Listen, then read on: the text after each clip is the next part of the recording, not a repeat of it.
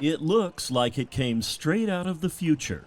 This is the Avion car. It would be logical to think you'd find such a special car inside the confines of the San Diego Automotive Museum, but instead it's found here at the Air and Space Museum because you see, the Avion is much more than just a car. It's so streamlined. It's built much along the same way that airplanes are built. We use a lot of actually Boeing surplus components in it. Craig Henderson built the Avion car. I was working as an engineer out of college, and in college we were building cars at the Vehicle Research Institute.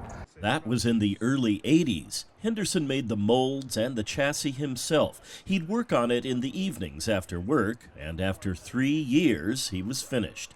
As to the name, a colleague who designed the car came up with that. For you non-French speakers, Avion means airplane en français.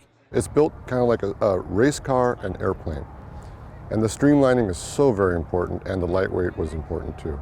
Important because the main goal here was getting eye-popping fuel economy. On that, Henderson succeeded, to put it mildly. We started at Dodger Stadium, drove down to the Tijuana border, turned around and went back up to the Canadian border. And we averaged 103.7 miles per gallon in 1986. There's something else about the Avion car that Henderson was not thinking about when he built it. He calls it the grin factor. I found out what he meant on a drive around Balboa Park.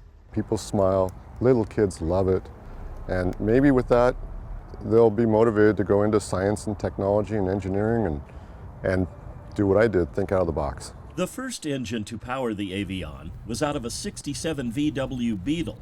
Henderson has since swapped that out for a newer engine, and with that, he was able to get even better mileage. That's the thing about the Avion. It's really handsome, and it's a bonus that it gets 120 miles per gallon. When we drove from Canada in 2010, I had to stop for my support vehicle all the time because they were filling up with fuel. We only used 12.4 gallons to go from Bellingham to San Diego. And San Diego is where it will stay for the foreseeable future. It's on long-term loan to the Air and Space Museum, right there amidst all the airplanes. John Carroll, KPBS News.